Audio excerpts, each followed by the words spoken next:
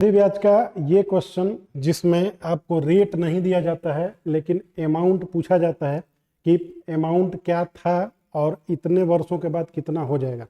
तो ऐसे क्वेश्चन को कैसे लगाते हैं थोड़ा ध्यान से देखिए। यहाँ कोई राशि 3 वर्ष के अंत में इतना हो जा रही है, तो यहाँ से उसको जाने में ये जो गैप है 3 साल का है। फिर 6 वर्ष के अंत में तो 3 साल का फिर गैप लगा, 6 वर्ष के अंत में 7500, तो 3 वर्ष के अंत में आपका 45 पे 3 जीरो और 6 वर्ष के अंत में आपका 75 पे 3 जीरो। तो पूछ रहा आपसे कि बताइए 9 वर्ष के अंत में क्या हो जाएगा। यहाँ पे कह रहा है कि वार्षिक दर तो चक्रवृद्धि ब्याज की है, तो वो राशि बता दीजिए, या तो ये पैसा बता दीजिए कि ये पैसा कितना था जो 3 साल बाद इतना हो गया, फिर 3 साल, फिर 3 साल। 9 वर्ष के अंत में प्राप्त राशि है तो ये राशि बता दीजिए। तो ये क्वेश्चन को आप एकदम आसानी से कर सकते हैं बिना रेट निकाले। कैसे करते हैं देखिए, ये एक चीज आपको ध्यान देना, देखिए गैप 3 साल का, फिर 3 साल का, फिर 3 साल का, ठीक है। आपको क्या करना है, जो ये दो डाटा दिए हैं इनको ऊपर नीचे लिख लेना है।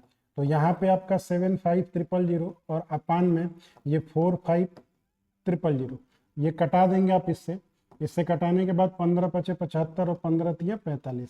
इसका ये मतलब हुआ कि जो धन है हम लोगों का वो 5/3 टाइम से हर 3 साल के गैप पे बढ़ रहा है। हर 3 साल के गैप पे 5/3 से बढ़ रहा है।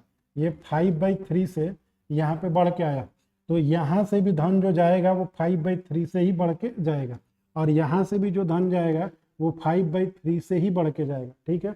तो यहाँ 3 का गैप, 3 का गैप, 3 का गैप, फिर एक और 3 का पूछ लेता 12 का, तो फिर हम 5/3 से बढ़ा देते। तो हमको पता है कि 5/3 से बढ़ के जाएगा। तो कोई पूछे कि बताइए 9 वर्ष के बाद धन कितना होगा, तो 75,000 रुपये 5/3 से बढ़ के जा रहा है ना, तो 5/3 आप यहाँ पे कर दीजिए। तो इसको जब आप कटाएंगे 3 से तो ये 25 हो जाएगा। 25 और 5 125, 25 पचे 125, तो जो धन 9 साल के बाद होगा वो 1,25,000 रुपये हो जाएगा। तो 1,25,000 तो 2 जगह आंसर है, ठीक है। एक और सवाल पूछा था इसमें कि बताइए ये धन कितना था, तो यहाँ पे कोई धन था वो 5/3 से कितना हो गया था 3 वर्ष बाद 45। तो P का आप 5/3 करेंगे और ये 45 पे 3 जीरो हो जाएगा। तो P का मान निकालिए, तो 5 से कटा देंगे 9 बार में, 9 तिया 27,000, तो 27,000 हो गया। तो P का मान 27,000, तो जो पैसा था वो 27,000 और जो 9 साल के बाद हो जाएगा वो कितना हो गया 12,500। तो ये आपका हो गया, ठीक है। करना इसमें कुछ नहीं रहता है, आपको ध्यान से इसको देख के लगाना रहता है। तो आइए इस सवाल का आप आंसर करिए। इस सवाल का आंसर आप कमेंट में बताइए।